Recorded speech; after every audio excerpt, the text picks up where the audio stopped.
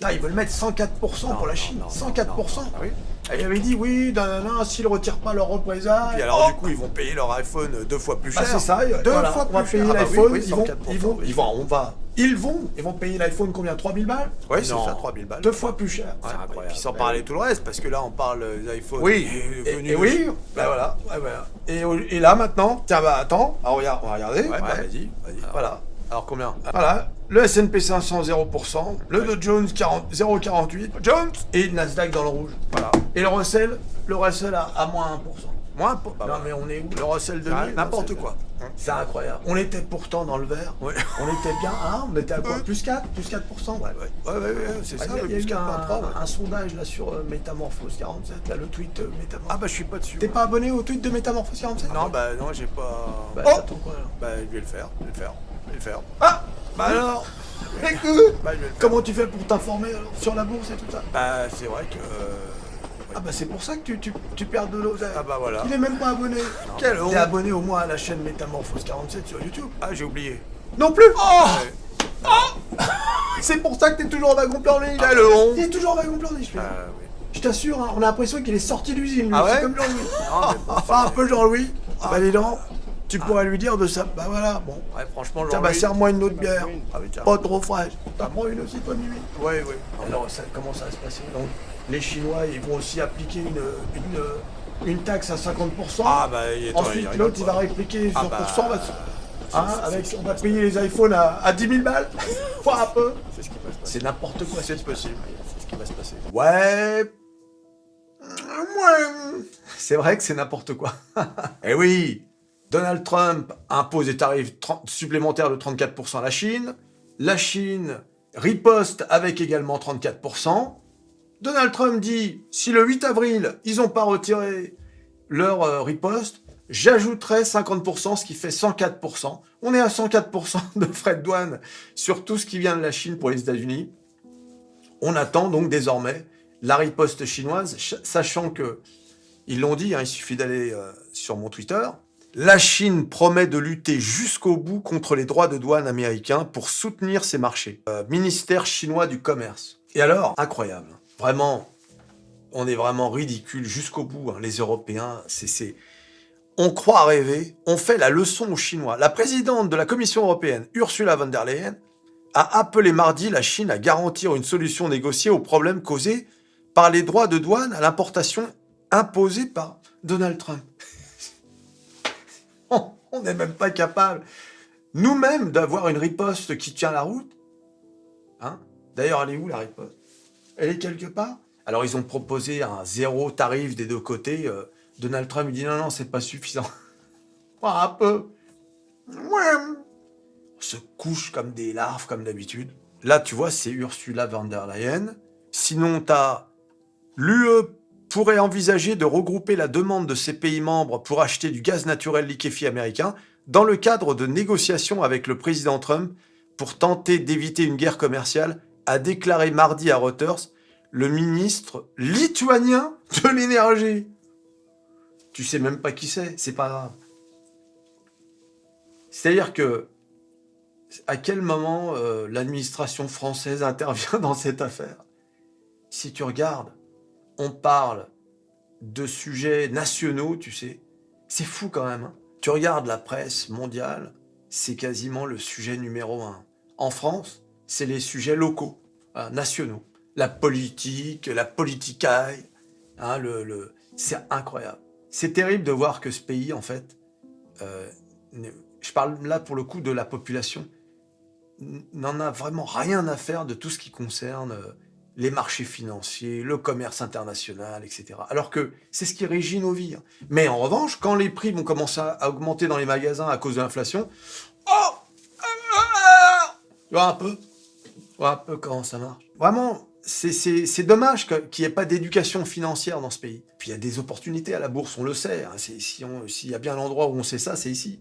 Hein, tu vois, il faudrait convaincre Josiane. Imagine Josiane, la pauvre. Et c'est pas de quoi on parle. Hein, tu vois un peu la pauvre Josiane. Ah, vous dites Josiane, vous connaissez un peu la bourse? La bourse, non. L'autre jour, on a acheté le ticket l'euro million parce qu'il y avait 250 millions à gagner. Mais on n'a pas joué encore à la bourse, ouais. Ça se vend où les tickets pour la bourse? C'est au bar tabac aussi, non?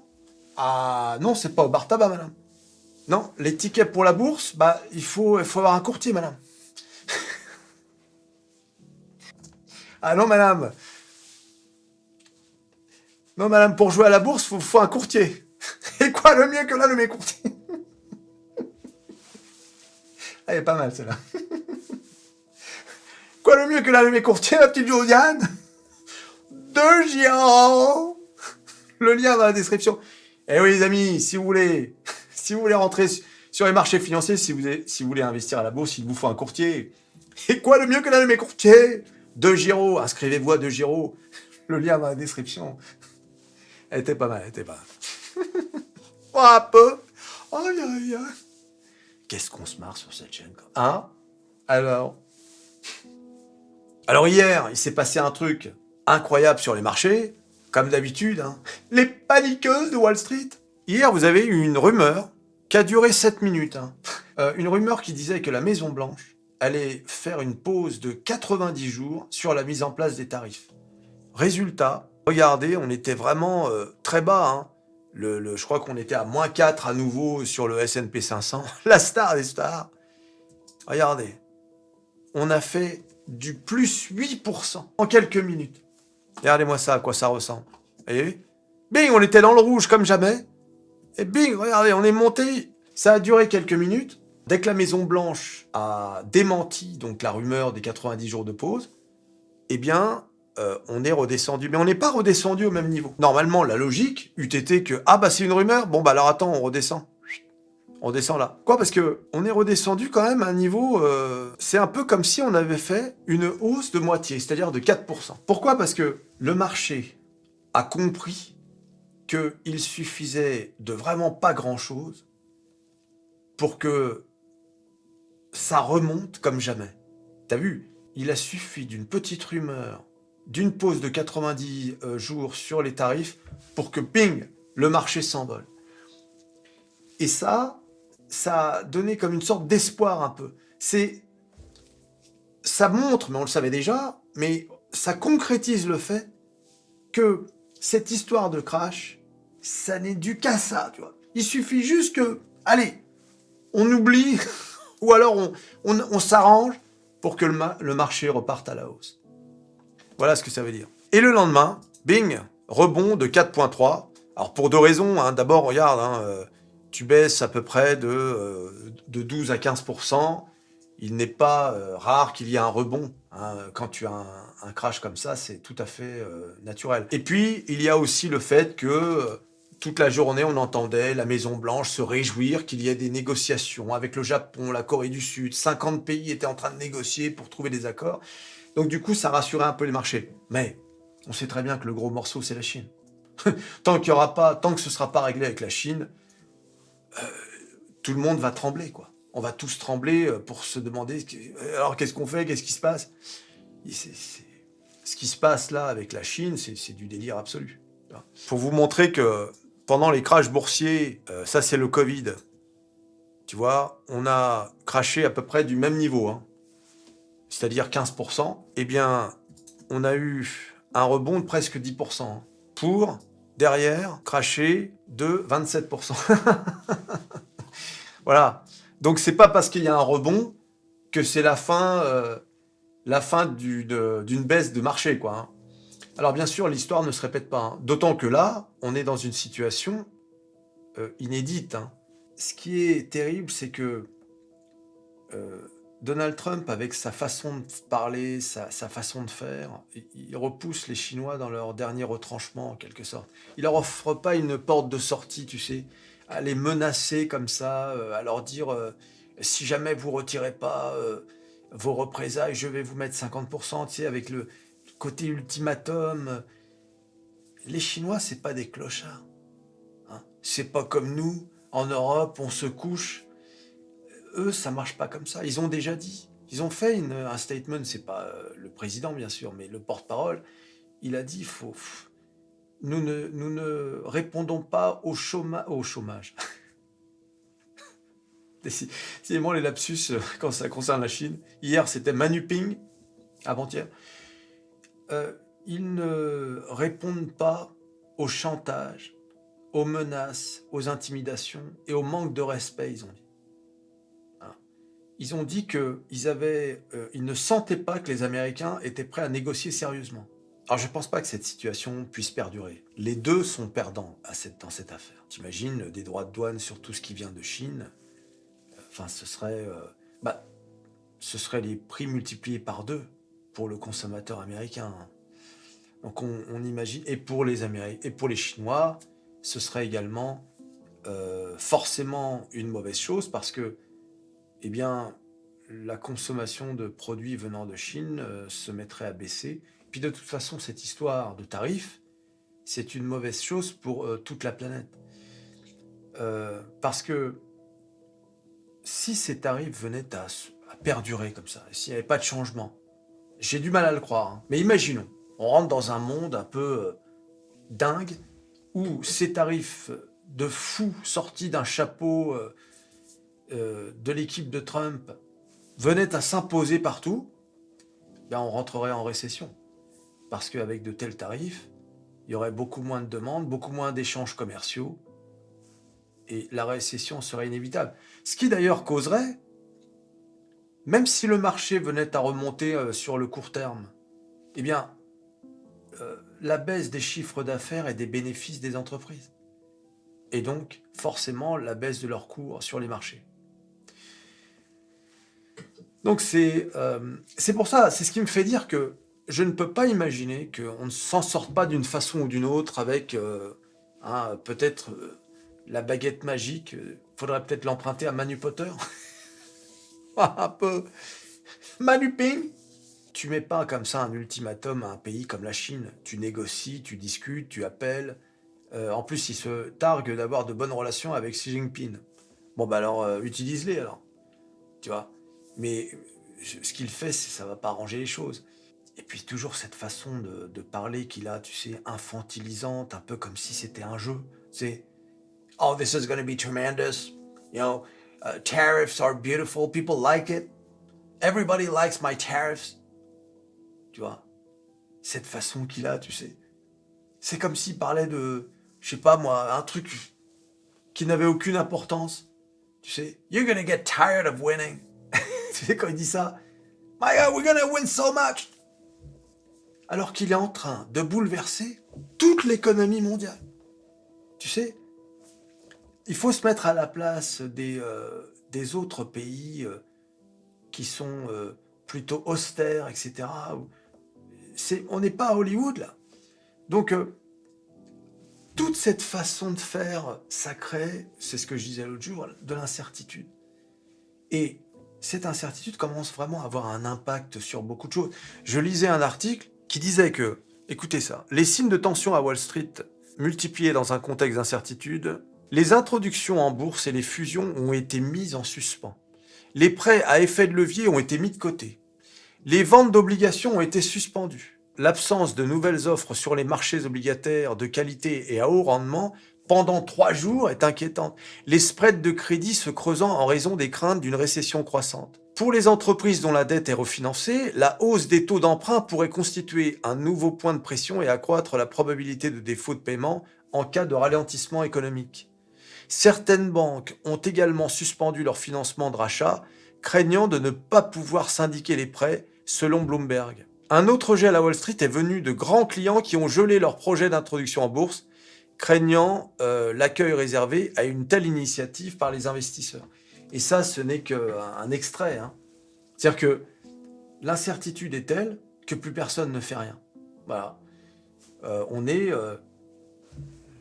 Il faut se mettre à la place de toutes les institutions. On ne sait même pas. On ne sait même pas ce qui se passe.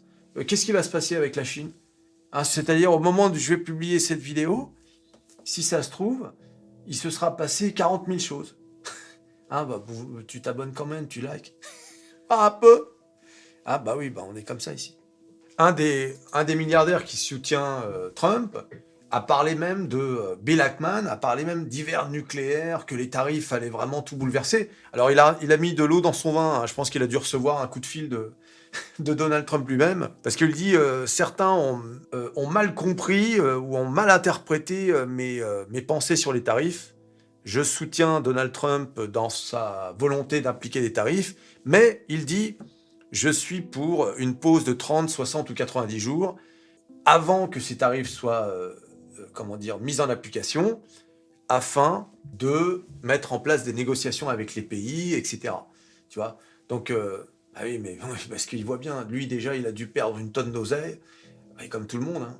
En plus, la semaine dernière, J.D. Vance, il a tenu des propos sur la Chine en parlant des paysans chinois. Et aujourd'hui, les Chinois ont répondu. 听到这位副总统说出这样无知又缺乏礼貌的话，令人诧异，也感到悲哀。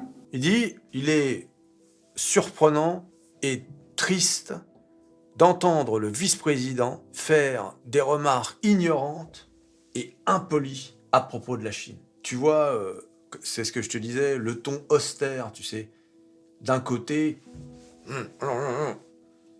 et de l'autre, you're gonna be tired of winning, tu vois. Il y a un côté un peu le maître chinois, tu sais, droit, et puis à côté, t'as le cowboy, t'as John Wayne, quoi. Là, c'est carrément le choc culturel. C'est le choc culturel. Donc, faut faire attention, hein, parce que même si les Chinois, par exemple, peuvent se considérer comme perdants dans cette affaire, heurter leur sensibilité, ça a fait un scandale, hein, cette histoire de J.D. Vance, hein, en Chine. Hein. Ça a été repris sur tous les réseaux sociaux, etc. Hein. Et ils ont pas apprécié qu'on se moque d'eux comme ça.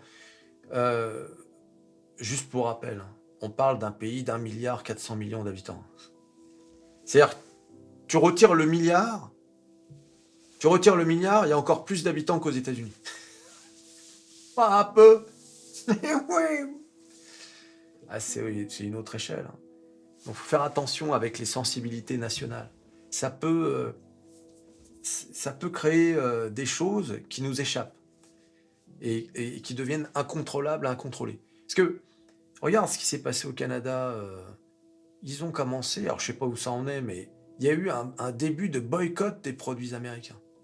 Quand Donald Trump a commencé à titiller les Canadiens. Voilà, bon. Pour l'instant, on n'en est pas là, mais il faut faire attention quand même. Et en gros, la remarque de J.D. Vance, j'ai oublié de la dire, c'était nous empruntons de l'argent aux paysans chinois pour payer des choses que le paysan chinois fabrique. Parce que la Chine possède beaucoup de dettes américaines. Voilà. Ce sont deux pays qui sont liés de toute façon, qu'ils le veuillent ou non.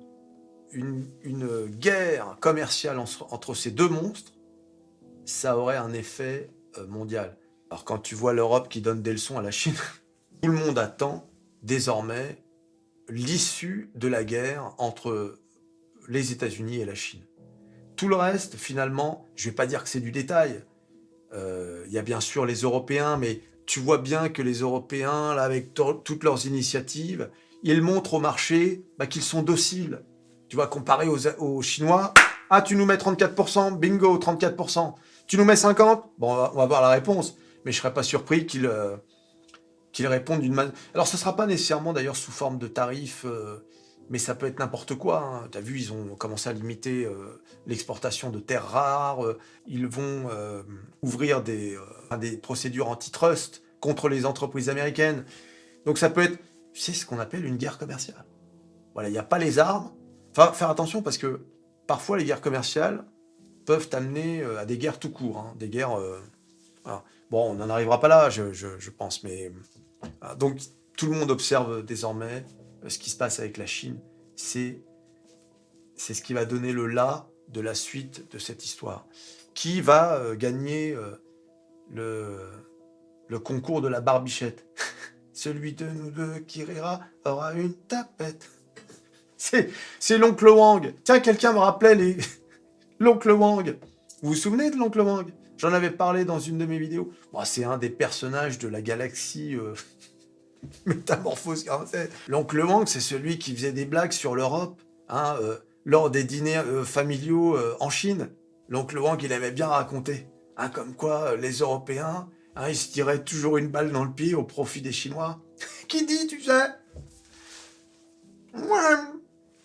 Donc là, on va voir si l'oncle Wang va continuer de faire des blagues ou pas. C'est un jeu de poker, hein, ce qu'on est en train de vivre entre les Chinois et les Américains. C'est intéressant, c'est extraordinaire ce qu'on est en train de vivre. Je veux dire, indépendamment de la baisse des marchés, etc. C'est passionnant, je veux dire. Ah, j'espère que vous êtes aussi passionné que moi. Ah, bah, si c'est pas le cas, c'est pas grave, abonne-toi quand même. Écoute, aïe, aïe, aïe. Alors, comme vous l'avez vu, dans la dernière vidéo, je vous avais dit, d'abord, allez voir la vidéo désormais célèbre, que faire en cas de crash boursier, toujours le lien dans la description.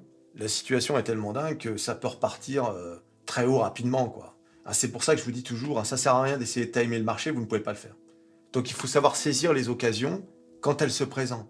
Hein, je veux dire, attendre un hypothétique bottom, bah, vous pouvez pas savoir. Tu vois, par exemple, si tu prends une valeur très convoitée comme Nvidia, par exemple. Nvidia, au moment où je vous parle, le titre est à environ 100 $. Juste avant la rumeur des 90 jours de pause, le titre est descendu jusqu'à 87 $. Et on est monté au plus haut du jour jusqu'à 105 $. C'est-à-dire qu'on a fait du 22%. Et là, aujourd'hui, on est plutôt à 15%. On est à 100 $. Et tout ça en une journée. Alors, on va voir par rapport à ce qui va se passer avec la Chine. Ça peut redescendre même en dessous de 85 $. Mais c'est pour vous dire que, comme on ne peut pas timer le marché, les opportunités, elles sont là. Et peu importe qu'on descende même à 70 $.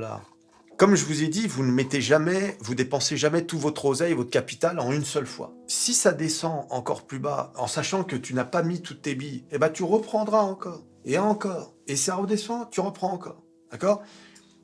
Et quand ça remontera, alors bien évidemment, sur tes premières lignes, tu seras en moins-value, mais quand ça remontera, bien évidemment, il faut avoir confiance en l'entreprise et en ses chances de retrouver son all-time high, etc. Bah oui, mais c'est ça la bourse. Rien n'est jamais sûr à 100%. Mais, comme c'est mon cas, une entreprise comme Nvidia, je n'ai aucun doute qu'elle remonte, eh bien, toutes tes lignes où tu es rentré en premier qui seront en moins-value se retrouveront à un moment donné, lors de la remontée, en plus-value. Voilà. La bourse, c'est aussi une part de risque. Et voilà. Il n'y a rien. Tu ne peux pas faire des gains comme on le fait avec Nvidia, c'est extraordinaire quand même, les pourcentages. Tu ne trouves ça nulle part ailleurs. Bah sinon, tu mets ça sur ton livret A à 3% et puis terminé. Ou alors une assurance vie ou je sais pas quoi. Mais la bourse, c'est ça. C'est une prise de risque et aussi une certaine, comment dire, une croyance envers les entreprises sur lesquelles tu as investi. Voilà, en ayant étudié le dossier, etc. Mais tenter de timer le marché, c'est impossible. Et se dire, oh, j'investirai au bottom. Bah oui, mais il est où ? Il est où le bottom ? Peut-être que le bottom, il est dans ce carré-là, c'est-à-dire dans les 70 $. Donc il faudrait que Nvidia continue de descendre de 30% par rapport à sa situation actuelle. C'est possible, mais ça fait beaucoup, 30%. Imagine que cette zone n'arrive jamais. Eh bien, tu n'auras même pas profité de la baisse par rapport au plus haut d'Nvidia, qui est quand même, on est descendu quand même de 42% par rapport au plus haut. Bon, après, c'est à chacun de voir ce qu'il veut faire, hein, mais tu ne peux pas timer le marché. Tu ne pourras jamais le faire. Personne ne peut le faire. Et ceux qui disent qu'ils peuvent le faire, ils te racontent n'importe quoi. Ce sont des cracks. Les valeurs. Alors, on regarde, hein. Tesla, qui continue de baisser à moins 2%. Apple, moins 3%. Et alors, Microsoft qui est dans le vert. Ma plus belle valeur. Les amis, Microsoft, qui, à cause de la baisse énorme d'Apple, est redevenu la première capitalisation boursière au monde. Eh oui, les amis. Ouais. Pas un peu. Google, moins 0,54. Amazon, ça stagne. Hein. Meta, au revoir les 700 $. On est à 515. Ça reste des capitalisations très élevées quand même. Hein. Je rappelle tout le temps que Meta était à 88 $ en 2022. Nvidia, on en a parlé. Alors les Européens ont fini dans le vert, mais demain, avec cette histoire de Chine, comme l'annonce, la confirmation de la taxe à 104, même si c'était annoncé, ça a été fait après la clôture du marché européen. On a le CAC 40, le petit cacou a quand même fini à 7100 points, à 2,5%. Le petit cacou d'ailleurs qui est venu quand même taper sur cette grosse ligne de support-résistance. Hein. Regardez, hein. Résistance, support. qui est aux alentours des 6820 points. Et je ne sais pas si vous avez remarqué, mais je pense que c'est un message adressé à la chaîne habitée par l'esprit de l'oseille. Regardez, le cacou qui nous fait un M comme métamorphose. Eh oui, les amis, la chaîne habitée par l'esprit de l'oseille, bien sûr. Un peu. Tu crois que ça, c'est du hasard? Tu n'as rien compris. La chaîne Métamorphose 47 est habitée par l'esprit de l'oseille. On prévoit tout sur cette chaîne. Bon, il faudrait que j'essaie d'appeler l'esprit pour qu'il me fasse redessiner la courbe prémonitoire du serpent. Un peu. Ça, c'est pour ceux qui connaissent la chaîne depuis un petit moment. Alors, sur le marché français, il y a des titres qui ont bien perdu. Hein. Je regardais LVMH, j'ai même fait un tweet.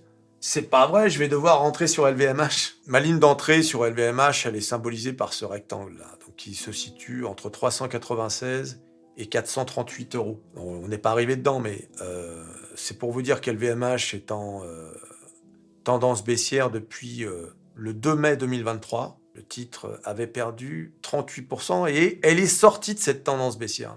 Bon, elle est légèrement remontée, mais bon, comme d'habitude, hein, tout peut s'effondrer encore un peu plus. Sachant que le Covid crash, il est à 278. Voilà, il faudrait pour ça que LVMH baisse de 45%. Il y a également, bien évidemment, Stellantis, l'Atos. Regardez-moi ça. Oh mon Dieu, qui est descendu à pile poil sous les 8, pardon. Voilà, sachant que le crash Covid était à 5,5. On est désormais à 32% du Covid. Je sais pas si vous imaginez quand même. Stellantis, la saucisse. Alors, ouais, c'est un gros dossier, donc on va pas en parler en détail, mais Stellantis, vous savez, malheureusement, c'est une entreprise qui est à la fois européenne et américaine, donc et elle morfle beaucoup, hein, comme tous les constructeurs d'ailleurs, pour cette histoire de tarifs. Stellantis, en fait, c'est quasiment j'ai envie de dire un qui tout double. Si tu mises Stellantis parce que ça a beaucoup perdu, ça peut être un bon plan le jour où le marché se remet à monter, que les constructeurs automobiles retrouvent des couleurs. Mais le problème, c'est que c'est une entreprise qui est quand même assez risquée, parce que l'envers de ça, donc l'autre option, c'est que Stellantis soit démantelé. Voilà. On vende les marques à droite à gauche aux Chinois, aux Indiens, ou je ne sais qui, et qu'il n'y ait plus de Stellantis en fait. Voilà. Alors là, tu perds tout. Hein. Vous voyez, cette zone-là, c'est pas bon de l'avoir traversée. Hein. Parce que derrière, ça va être très dur. Il n'y a rien pour soutenir jusqu'au crash Covid. Il n'y a rien pour soutenir Stellantis. Stellantis qui crache jusqu'à 5,5, c'est tout à fait possible. À supposer que la crise continue, je veux dire. Et maintenant qu'elle est à ce niveau-là, il faut quand même comprendre que pour Stellantis, rien que de retrouver les 10 euros, rien que pour retrouver les 10 euros, hein, il faut une performance de plus 20%. Voilà. Et pour retrouver la zone cette zone-là qui se trouve entre 13,7 et 15 environ, il faut une performance, tenez-vous bien, de 82%. Voilà, il faut qu'il se passe quelque chose, si vous voulez. C'est pas seulement le retournement du marché, il faut que structurellement, Stellantis fasse quelque chose. Ah, parce que Stellantis, la saucisse. Et l'autre qui s'est barré, là, le patron, comment il s'appelle déjà? Carlos Tavares, qui a palpé. Il venait avec sa Nissan. Quelle honte. J'en avais fait une vidéo, vous vous souvenez? Quelle honte, ce mec. Il est reparti avec 36 millions d'euros. Et il était là, tout souriant, tout s'effondrait. Moi, j'aime bien mes vignes. Il parlait plus de ses vignes que des voitures. Allez voir ma vidéo sur Carlos Tavares. Tapez Tavares dans le moteur de recherche. C'est incroyable. Un peu. C'est fou quand même. Certains patrons français nous font honte. Atos, Orpea, tous ces mecs-là. Quelle honte. Il faut quand même le rappeler, ça. Ce sont des gens qui n'ont... Vous vous souvenez du patron d'Atos qui était parti faire du bateau pendant des semaines alors que l'entreprise était dans un état mais lamentable avec des problèmes de dette, tout s'effondrait. Il s'était barré faire une compétition de voile à l'autre bout du monde et il disait Non, non, mais je travaille à mi-temps de mon bateau. Vous vous souvenez de ça? Souvenez-vous de toutes ces dingueries. Le patron d'Orpea qui vend ses actions avant la sortie du livre. Voilà un peu. Et l'autre, Tavares. Faut jamais oublier ces trucs-là. Ça en dit long aussi sur notre société et notre capacité à tolérer ça. S'ils le font, c'est parce qu'ils savent. C'est comme les politiques. Hein. S'ils le font, c'est parce qu'ils savent que finalement, ça fera pas d'esclandre, on va pas se plaindre, etc. Il y aura pas de conséquences. Faut jamais oublier ça. C'est fou quand même. Hein. Voilà, bah c'est comme ça. Et après, ils s'étonnent que les gens se disent « Ouais, on va peut-être pas investir sur le marché européen ou français, on va plutôt taper les Américains. » T'as plus envie. Voilà. Oui, les amis. Alors, j'ai fait un sondage. Le marché est vert aujourd'hui. Bon, bah ça, maintenant, ça a mal vieilli. Hein. Mais c'est pas grave parce que ça permet de voir comment les gens ont réagi pendant que c'était vers plus 4%, quoi.